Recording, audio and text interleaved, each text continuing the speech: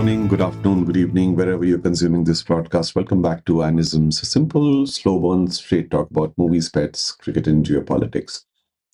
Welcome to 2026. Happy New Year for those who are really looking forward to 2026. This is going to be an interesting episode. Let's put it this way. This is not one of those episodes where we predict doom and gloom and, self fear or shout into the algorithm. There is no rhetorical, there's no mumbo jumbo, no uh, big, uh, huge statement to be made here. This is more like a pause, a deep breath, and an honest look ahead. What do we expect? It's already 4 days into January, and we have a huge change in the developments that we have seen yesterday in Venezuela. There are other changes happening globally.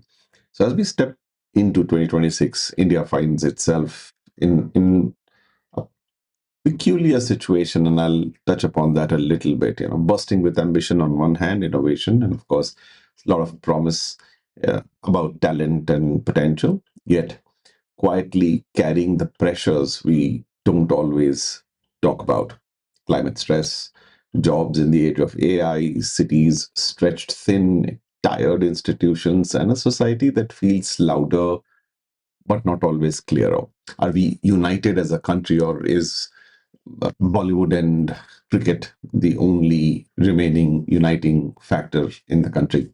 So, in this episode, I'm asking a simple but uncomfortable question: what should India genuinely be worried about in 2026? What should we, as regular, ordinary citizens, be concerned about? Not in a panic driven way, but in a reflective, human sort of a way, because worry, when done right, is not anxiety, it's awareness. And awareness is the first step towards course correction, that is, acknowledgement that where we are perhaps going wrong. This this podcast is not about pointing a finger or blaming someone. It's about responsibility and taking onus of what we can do. And it's about noticing the cracks before they become fractures. So let's talk, let's think, and maybe just figure out how we can do things slightly better in the year forward. As always, the standard disclaimers: I'm not attached to any political party. This is not a sponsored uh, episode. Uh, I have no other affiliations. Whatever that I share is in personal capacity. None of my professional engagements have any connection or engagement to this. So use common sense, right? This is a platform where we want to promote free, frank, non-rhetorical conversation, and if at some point, dialogue. So sit back, relax, and let's jump into today's episode. I've largely divided this into a few points. I think I have about 10 points. So the top of my mind right now is jobless growth and AI displacement. Economic growth without employment growth, AI automation, platform work may widen the gap between skilled elites and everyone else, especially the youth. Now, the common conversation that all of us, at least in the urban circles, are hearing is, if you don't skill up, AI will take your jobs. How true is that? I think if you go back, the analogy that I'd like to give is, if you go back a few years, maybe a few decades, typing used to be a job. Typists used to, stenographers and typists, there used to be typing institutes, and how fast you type, how accurately you type, words per minute. There were coaching classes, training institutes, and so on. So it was a full ecosystem. And with the advent of, or the democratization of keyboard, as it were, a lot of that went away. Today, I don't think there are any typing institutes. So, what happened to those people? Did they not find any other job? My guess is it's a bit of both. Some of them would have found themselves in a pickle, that this is the only skill that I know, and I don't know how else I'm going to have that transferable into something new. But I'd also be optimistic and say a lot of them did find something else to do. So, nothing wrong with that. right? You repurpose, redirect. So I'm sensing that, is AI going to be a greater part of our life? That's here to stay. That's a fact. Do we necessarily need to panic and worry about it? No. I know part of the concern often is because we don't see where the next transferable skill set zone is, like where we are, and how will this knowledge help us to a separate role that we don't even envisage yet, right? And so that there is an element of uncertainty, and one can understand that, but nothing to panic. I think we, as humans, are adaptable. We adapt quickly. And so, as and when we get to that level, get to that stage where the common repetitive tasks get automated, uh, those jobs will go away. And so, those set of people who are doing that probably may want to think ahead and see how they can increase, diversify, do something different now, if possible, if permissible, to be perhaps somewhat ready for the next phase of career growth. I know this is sounding very high level, but that's how it is, isn't it? I can't specifically say, for example, that today you are a marketing individual, or you're a finance chartered accountant. Will you be doing the same auditing in 10 years' time? My gut feel says no, because a lot of it will be fed into the system, and with agentic AI coming in, a lot of the calculations will be done on the fly. And so, what do you do then differently? And I can totally understand that some of my CA friends would worry that, well, you know, uh, prepared so many years. It's one of the toughest exams to pass, and now I'm certified, I'm qualified, I'm educated, and here I do not have a job. So what else do I do? So those roles might not be clear to you right now, but I'm quite certain, because your foundations are very strong, that of um, cognitive ability, that of solving problems, that of reading numbers, that itself is a huge skill set. It will always stay relevant. Mathematics is the universal language of the universe. So I do suspect, I'm fairly certain that you will find yourselves other roles. Likewise, less complicated roles like, say, sales and marketing or business development. Will those roles uh, be affected by AI? Answer is yes. Will you find something which you could do differently? Probably yes. Think of this, right? All the customer care. Remember those days when we could pick up the phone and talk to a human on the other end of the line who would answer our queries? How dramatic is that change? How it is reduced in number, that finding a human right now, it's almost frustrating. You always hit the IVR. So, long story short, the AI displacement is real. Like, it was in when technology, when internet came in.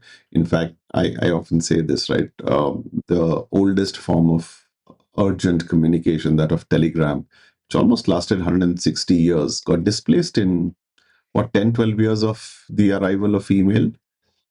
And so something that withstood the test of time was displaced. But now sending an email is a way of life, and those people have found something else to do. So it gives me a lot of hope that you will find something else to do. The trouble, therefore, is, so this is the hope part. The difficult part is how many of you will find. And given the fact that we are almost 1.5 billion now, there are some conversations that might not be the accurate number. We might perhaps be even 1.2 or 1.3. Fair enough, we are greater than 1.2 billion. That's a fair statement to make, and that's a lot of people. I think 430 or 480 people per square kilometer, that doesn't change either. So that essentially means there will be a scarcity of resources, is what I was trying to say. So if that is the case, then the hustle will remain. The hustle is not going away anytime soon. This is 2026. And I'm thinking in the year 2046, will the hustle go away? I don't think so. There will be a different type of hustle, but hustle will be there. A lot of it will be organized a little better, as is the case how, if you compare, say, 2006 to 2026, if you go back 20 years, the hustle of 2006 was very different to the hustle of 2016 to the hustle of 2026. It is important that the young population upskill themselves. I know there is a, and I cannot not mention this without talking about religion. And you would think, what has AI displacement jobs got to do with religion? In a country like India, I mean, globally, it is generally a trend where when regions or countries tend to do well economically, their religion or religious following tend to not grow at the same pace. And this is based on some report I read. I'll probably share the source with you. And the converse is true as well, where there is no economic growth. People often see a surge in their religious expression. India is perhaps one of those exceptions where, despite doing well economically, we are also doing very well in religious expressionism. And and so I often wonder that the focus should be tilting towards upskilling yourself. Nothing to say that do not follow your belief system or respect your religion, or absolutely you should do that. But I think upskilling and spending time upskilling will mean that your mind is preoccupied into something, into creating something, into nurturing, developing, maturing something, which is super good. And to have a balanced view of your religious expression is perhaps the right way to go about it.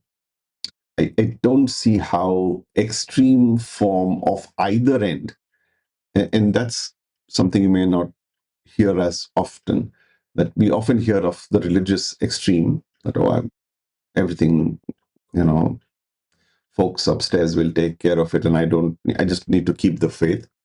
And the other end of the spectrum, where none of it is to do with anything. Everything is science and everything is mathematics. And so I do think there is a bit of both involved. There's, you don't know what we don't know.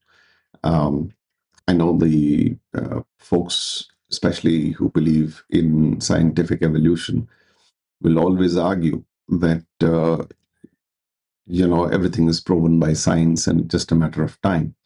Um, and there's no disputing that. There's no disputing that. But it is also true that you cannot discount the evolution of, or the existence, let's not just say evolution, the sustenance, this existence of evolution despite science catching up. Will there be a day, event, or situation where there'll be more number of people who will rely on scientific evidence over faith and religion? I don't see that happening, at least in our lifetimes, perhaps in future lifetimes. But for the foreseeable future, I do think there will be enough people who will continue to believe in their God. There's nothing wrong with that. It's absolutely fine. I think the only tweak that needs to, and I probably don't have the right answer on how this tweak will work, but the tweak being, I believe what I believe. I don't need to make you believe that. I believe my God, my fundamentals, my belief system, and you are no one to judge me on that or correct me on that. And so that's absolutely fine. The trouble starts when people go out and say, my God is the best, and your God doesn't work. Or you shouldn't exist because you don't believe in my God. I think that's where the problem is. So, how the world will come into this spiritual coexistence, not just spiritual, scientific, and multi-spiritual or multi-religious balance is something which I don't think anybody has an answer to it right now. Clearly, we don't want to go down the path of systems resetting itself and catastrophe and wars and all that. That is a zero-sum game. So if that is not the right option, how else? Clearly, it's not happening through dialogue. How else does it happen? Right? What is that catalyst event that will make sure that there is peaceful coexistence for all the belief systems? And the question to think about is that even possible? That if true contradictory forces decide to peacefully coexist in historical terms, do you know of any such examples where that has been the case? I mean, I'm sure there must be, but it's probably not sustained. It's not a scalable, sustainable model.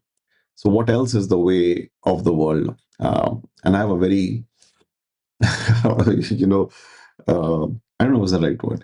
Let me not preface it to you.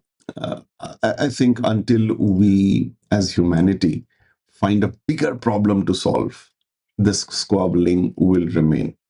And the bigger problem could come from extraterrestrial intelligence, could come from life from another planet, could be something super intelligent. And in that will pose as a bigger thing to think about, which will you necessitate, force people to coexist because the stakes are so much higher. I know this might be science fiction, you might laugh it off, but I don't know of any other intelligent solution where two opposite thinking ideologies coexist peacefully over a period of time. And that much maturity has to. Is it possible theoretically? Of course, it is possible. It happens in many pockets where the majority of the individuals, even with diverse thought processes, I mean, a classic example is how, say, an Indian and a Pakistani work together in Dubai or in the US.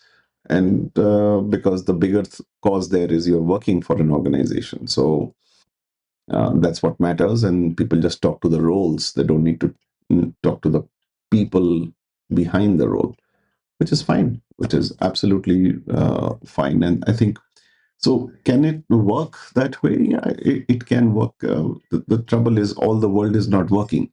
So, what do you do about them? So, that's why I say there has to be a global event, of a big event, where either you suddenly realize there is life on another planet, or you realize there is super intelligence or something which there is collective consciousness directed towards that particular event, and so all else calms down. Um, but yeah, that doesn't mean we stop trying to convince each other to peacefully have conversations, to explain repeatedly, peacefully. Uh, yeah, so that's the long and short of. I know so many things like the joblessness, the growth, the AI displacement, the metaphysical, the supernatural. It's a bit too much. But if there's a smarter way of dealing with it, then yeah, I'm happy to learn.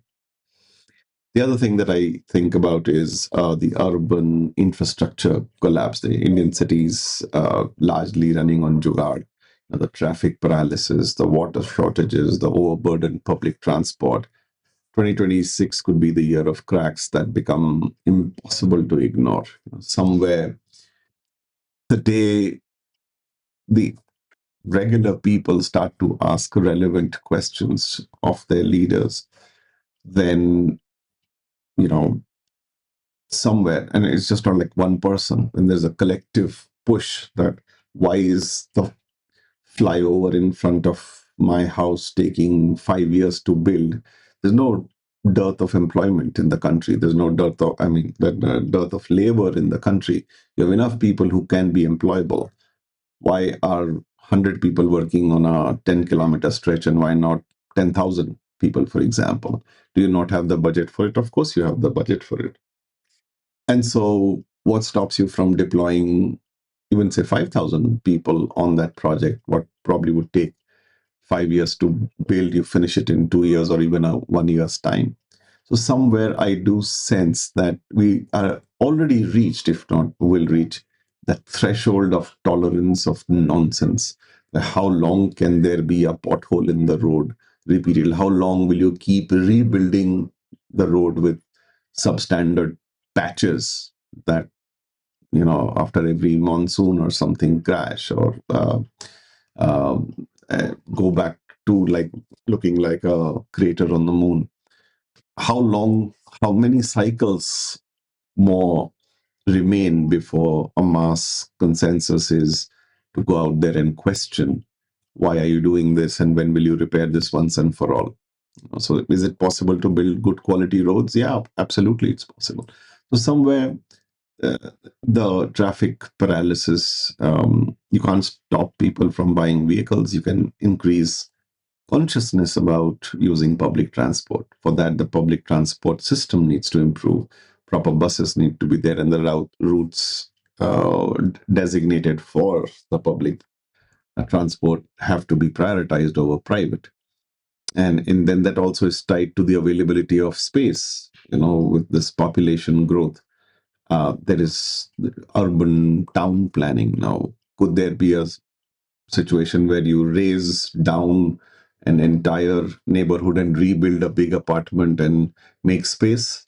Practically not possible, right? I mean, that's what the need of the hour is, given the unplanned nature of real estate development that we have had. And so uh, you can expand cities up to a point, create mini cities, satellite towns, and everything. Hopefully, they are better planned. But I do see it reaching a point where traveling 2 kilometers and taking 2 hours will not be acceptable. It's just not an urban elite problem. It's a problem. It's a loss of business to the economy, where we are not able to do that much more business because we are not able to reach another place that much quicker. And yes, one can argue we could do it on phone, we could do it on a video call, we can do all that. But hey, the fact is the infrastructure needs to improve. And if we have to be on a global stage, we are saying that, we are soon going to be the third largest economy. Yet the per capita income is the real indicator. If that doesn't increase, if that doesn't showcase in how the country is being run, then that's not true growth, isn't it? And so, where is the money flowing? Where is the money going? Is a key conversation uh, that should uh, that should be a mainstream conversation, as I view it. Albeit from a limited sample data set, right, standpoint. It's not that I know the entire length and breadth of the country, but I travel fair amount. So what I see is the way India is running right now is in like a bunch of pockets. Each pocket is self-sustaining. And like I said, the only two things that are uniting us as national consciousness is a event in cricket, especially if it's a match against Pakistan. And then probably some of the movies, whether it is Bollywood, whether it is South Indian cinema, or whether it is anything, a great movie event. Clearly, there has to be more to national unity than just these two elements or these two things, right? And so, what are the other two things, right? Um, Religion is, like they said, is a binding factor. It could be also be a very divisive factor. So yeah, if you're a majoritarian religion in the region, then that could be a uniting factor. But then that questions the definition of your existence. Like, how do you want to present yourself? Do you want to be uh, a secular, unipolar, multipolar society? How do you want to be? That definition will need to be revisited. And so, so many of these things are interconnected. Um, should there be a uniform civil code? Should be why? Why should we have so much difficulty in transferring a vehicle from one state to another state? Why can't we drive across the country? I mean, there are some options right now with a BH number and all that, but they have prerequisites.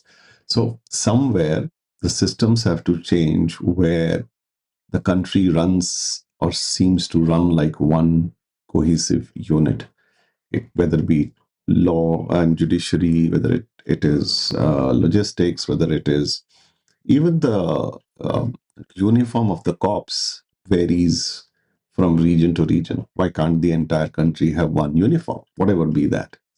And it goes back to the fact that we are not even agreeable on a national language.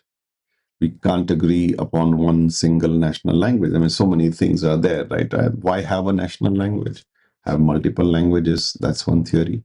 Clearly, you don't want English. Then the next best alternative is Hindi. No, Hindi is not acceptable or understood in majority of the South Indian region. Well, the reverse of it is true as well. Majority of the South Indian languages are not understood in majority of the North Indian region. So uh, it is very difficult to keep this kind of diversity tightly integrated. And the powers that be need to think really hard and not worry about just vote bank politics and all those things. Somewhere it seems to me we are very inward looking, whereas the world is outside thinking India is about to rise and shine and become like one of the most developed places. Are we ready to be big, mentally? Are we ready to be big on the big stage? Well, if the answer is yes, then there is some prerequisites, like of a social, global, international social decorum, which one would need to follow.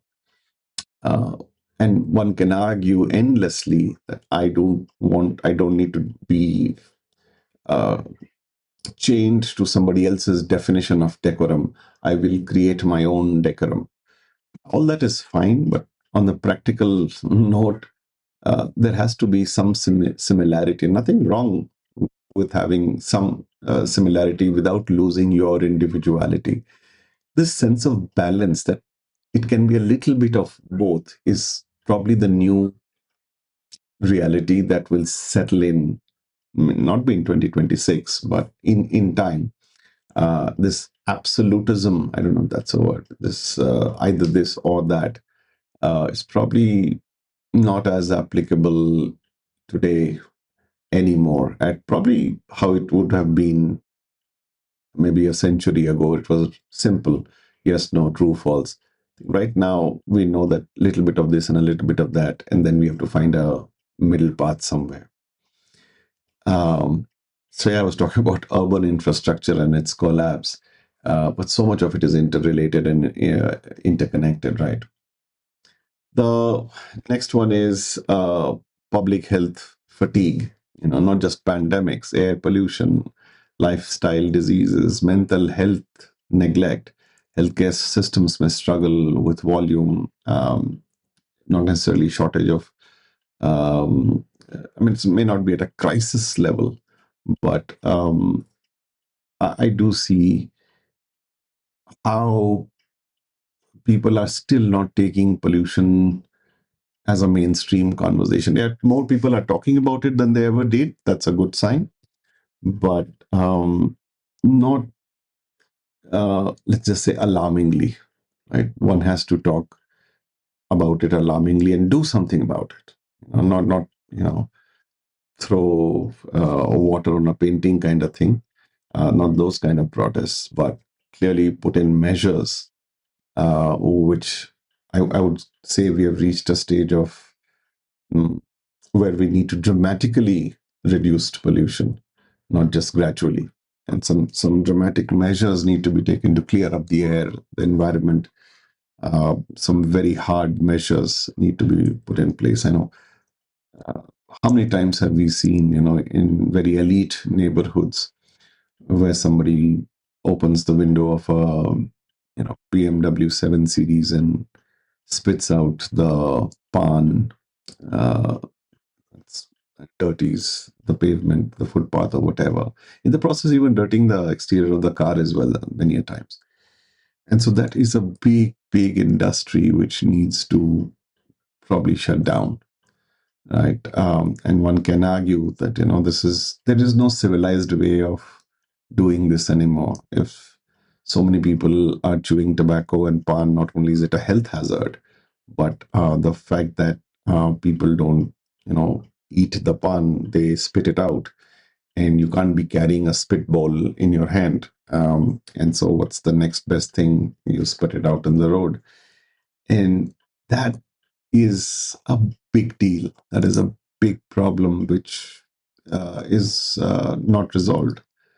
And industries that continue to manufacture this, there is surrogate advertisements that happen promoting the biggest stars keep promoting this. So it is sustained in mainstream consciousness to a large extent, and that industry continues to grow.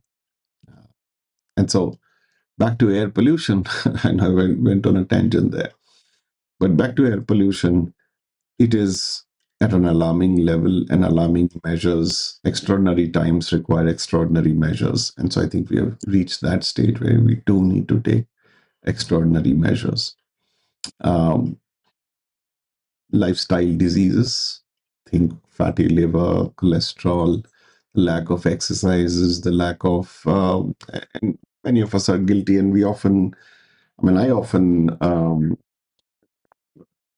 you rationalize and you give yourself an excuse that, why is this happening? This is happening because I don't have consistency or control over predictability. What I mean is, many people are slave of habits, right? If I get up at 7 a.m. Or 6 a.m. and go for a walk from 7 to 8, if I can do that every single day, then I'd probably be in a more healthier situation. But I do that for 10 days and then suddenly have to travel, uh, go somewhere else, or something happens. So there's a meeting during that time and the momentum is broken. And so then those who are struggling to get into the zone where it becomes like a way of life and not a project, it derails it. For those who have been doing this for a long time, even if despite getting interrupted in a day or two, they manage it somehow. And then don't lose the momentum. But large part of the people who want to be healthy, trying to be healthy, but cannot be healthy, like in January, the gyms are full. But come end of January, we have 26th January on a Monday. It's a long weekend. And I kid you not, by that time, you will see the gym is near empty.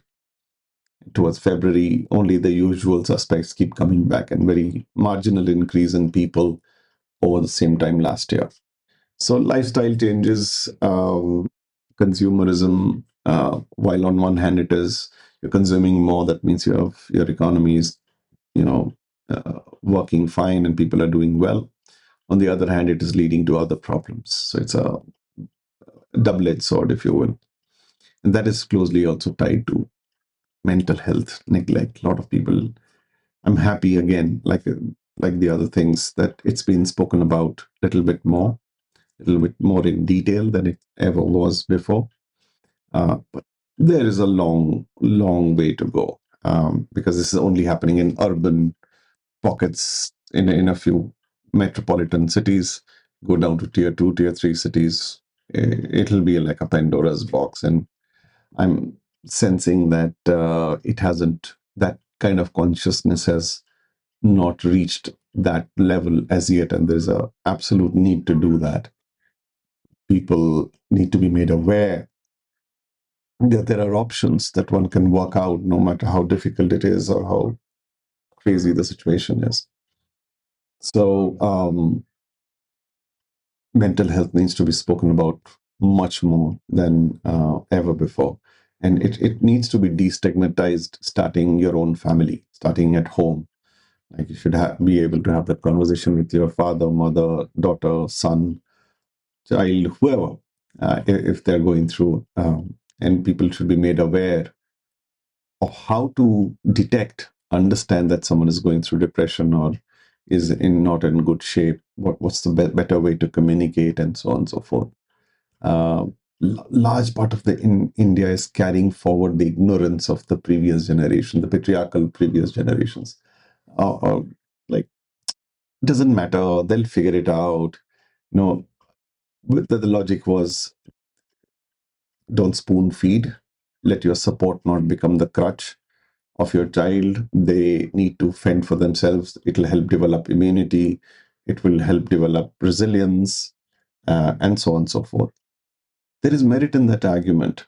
But who decides the balance? That this is where you should stop being this let them figure out themselves mindset to, let me see if I can talk to you and help you out. Does it mean that once shit hits the fan, only then you do it, or you do it well in advance?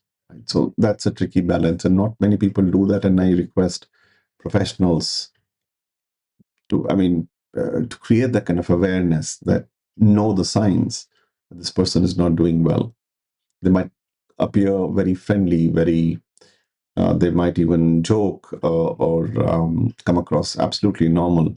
What's going on inside is something which is oblivious to other people. And the other people might say, well, if you don't tell me, how do I know? It's also a fair point, but they're probably unable to say so because of their own mental entanglement, if you will. And so there should be more accessible platforms, forums, or even apps where people can just speak to other people in safe environment without being judged, without being, without having to worry, or without having to spend a ton of money. So last couple of points: education mismatch and the media noise and information clarity. Education mismatch, I mean degrees without employability, outdated curricula versus future skills.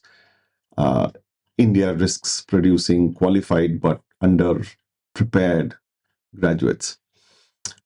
I see that as a big challenge, a rampant problem, because if you put out a job advert on LinkedIn or somewhere, you might even get 300, 400 applicants. Of the 400, 390 of them have not read the job description. That is extremely frustrating. Um, they have not read, they've just select all. And the common answer is often, um, can you find a suitable role for me? How can I find a suitable role for you? Right? You will have to find a suitable role for yourself and see if the vacancy is still there, if one can still apply, and so on and so forth. So they have the degrees, but they're not employable. And so finding the right talent in this volume of resource pool is a challenge. And many of these people who invest in India, foreign countries, they're beginning to get a bit frustrated, that it's incredibly difficult to retain, sustain, identify the proper talent. They do see the benefits of finding and persevering to the point where they do find the right talent, but I think their patience is running thin. It cannot continuously keep on waiting for the right talent to come in, and then only to see them leave in 20 days, 2 months time, saying, oh, I got a better offer, so I'm leaving. So it's a function of bit of immaturity, age, early career, excitement, and so on and so forth.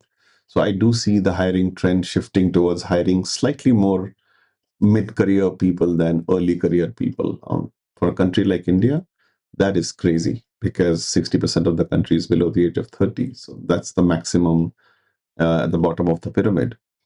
If the hiring, I see places where they're saying wanted vice president, work ex required 4 years or 5 years.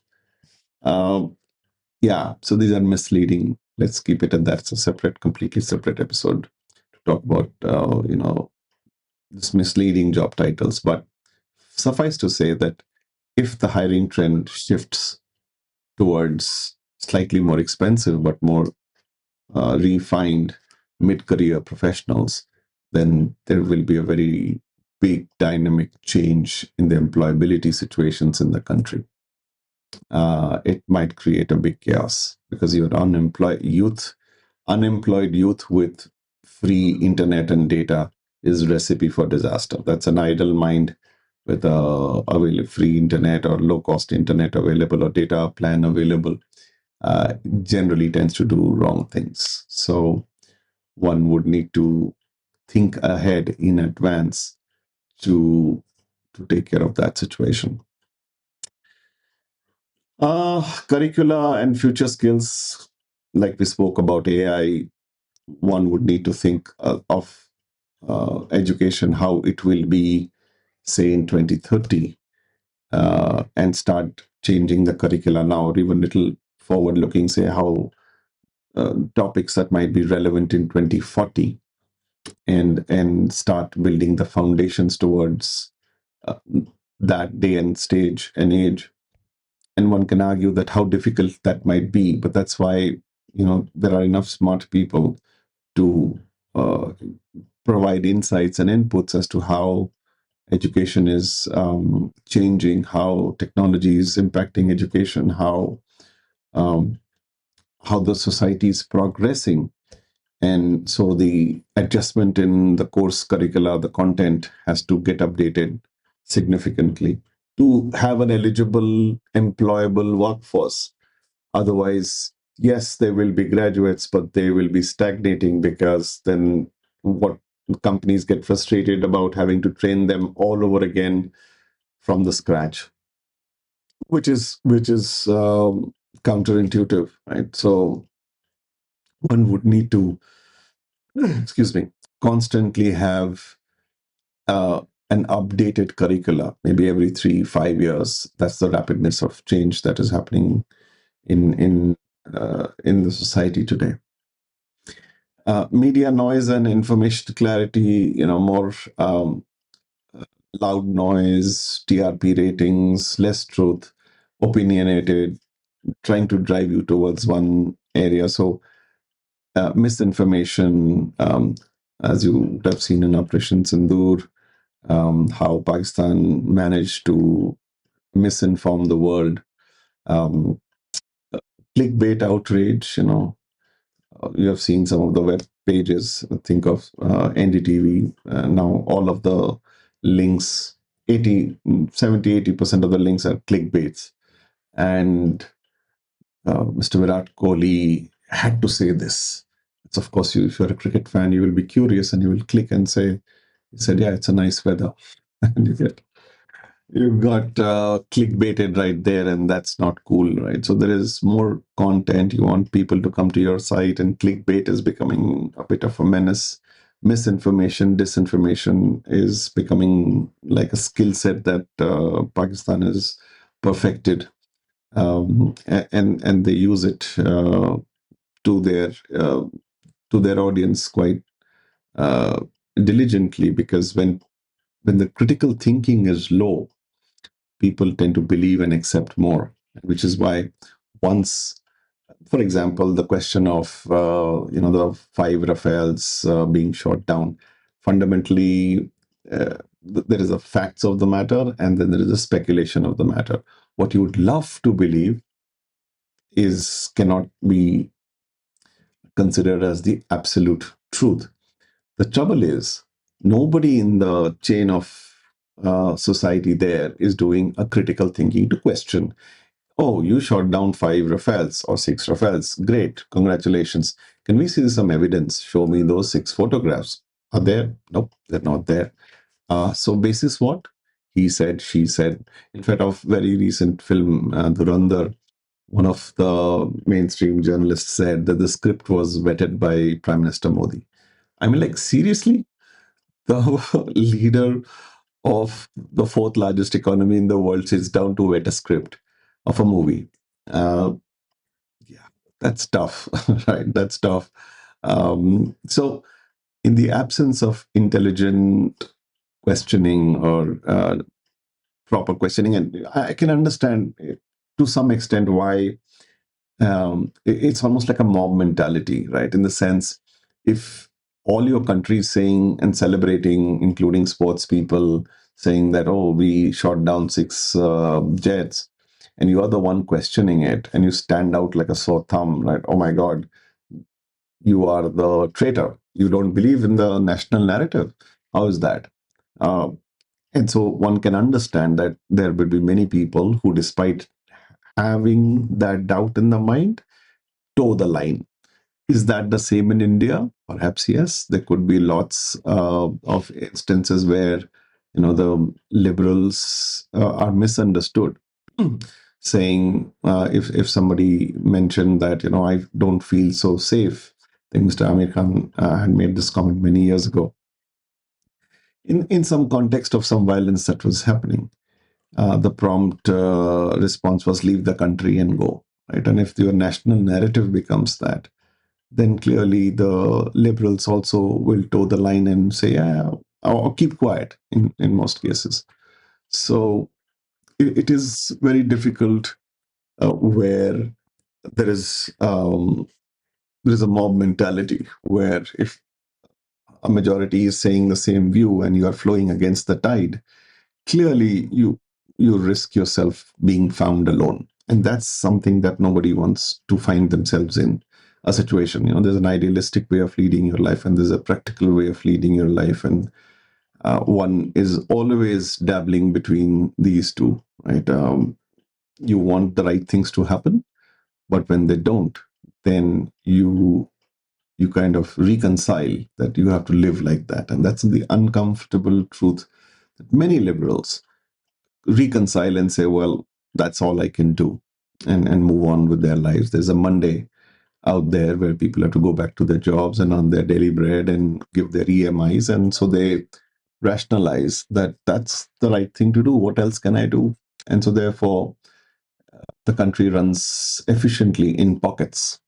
People are doing what they need to do despite all the noise.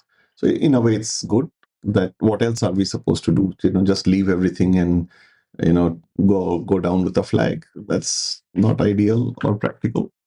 Um, Yet keeping quiet, the other alternative, is probably not the right thing to do either, right? Because there's no end to it. The more you keep quiet, the more it's a spiral. You keep going down. And you're like, where is the bottom? So there's a lot of noise. There is a need for the centrists, if you will, uh, to increase in number. That yes, I love my country. There's zero doubts in my mind. I don't need to stand on top of the terrace and shout it out.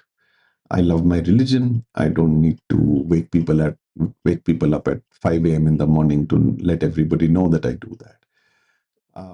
And so there are multiple ways of retaining your own identity, your own belief system, and also be respectful about others. And so one hopes to see more of the centrists in larger numbers moving forward. But the flavor of the decade, if you will, is certainly not centrist. You have to be on either extreme. Either you're on the right or you're on the extreme left. In my recent travels, I met some people on the extreme left, which is also a difficult and a difficult thought process to process. Right, um, common sense it forces you to come back into the center, and one interprets that. Many people interpret that as being a fence sitter. You've not taken a stance. You're not taken a position. Uh, my response generally is one cannot take a stance or position unless you have complete data points, facts, undisputable, undeniable facts, neutrally presented, verified. And for that to happen in this day and age, good luck with that. So in closing, 2026 isn't about fearing about collapse. It's about recognizing the warning signs. And there is a lot of good happening in the country. There are lots of good people. There's a reason why the world is still spinning. I firmly believe that there are still more good people than there are bad people in the world. And that's why we still continue to do whatever that we do in whatever changes that happen. So ask you to think about your center point. If you can leave some comments and thoughts, that'd be great. What was your center point in the last year, and what do you wish to be in the center of this year, and what do you want to tilt towards right on what point, and tilt towards left at one point? Because I do also recognize the fact that you cannot be center all the time. And so how do you then manage the course of 2026? I wish all, irrespective of region, country, belief systems, to take a deep breath and think twice before you take any strong decision, make any strong comment. Stay calm, stay safe, spend more time with your loved ones. That's time better spent than destroying someone else's loved one. And do what you do, love doing. So wish you a very prosperous, happy, healthy 2026, not in that order or frequency or quantity. But I look forward to speaking with you again. Our podcast or my podcasts are like this. They're intermittent. They're long. They're monologues usually. And so idea is to build a tribe of people with slightly longer attention spans. So if you've heard till now, do subscribe, like, and share with similar people like you.